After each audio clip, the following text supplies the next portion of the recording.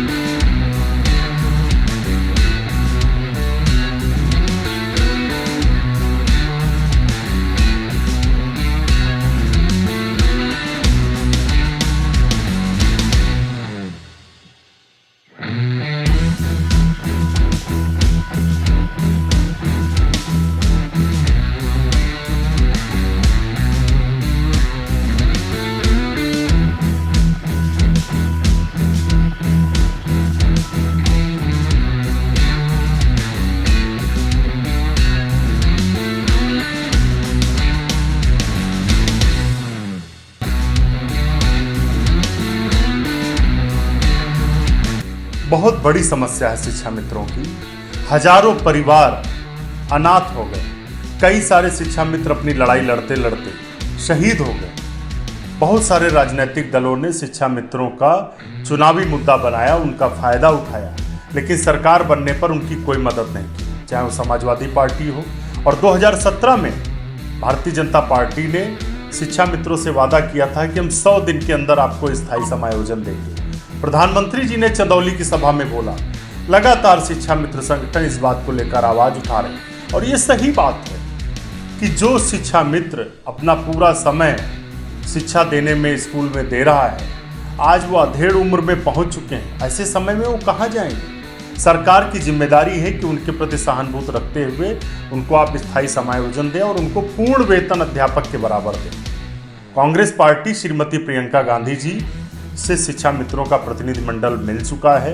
श्रीमती प्रियंका गांधी जी ने, कांग्रेस पार्टी ने लगातार सरकार से मांग की है। हमने पत्र भी लिखे शिक्षा मित्रों को लेकर और हमने ये वादा किया है शिक्षा मित्रों से कि 2022 में कांग्रेस पार्टी की सरकार बनते ही हम शिक्षा मित्रों को स्थायी समायोजन देंगे और उनको जो पूर्ण वेतन एक अध्यापक के बराबर मिलना चाहिए वो उनको मिलेगा, क्योंकि शिक्षा मित्र अपने आप में पूरा समय शिक्षा में दे रहे हैं, समाज को बनाने में अपना समय लगा रहे हैं। ऐसे लोगों का पूरा हक है। पिछली जो राजनीतिक पार्टियां सरकार में आई उन्होंने नहीं दिया, वादा खिलाफी की।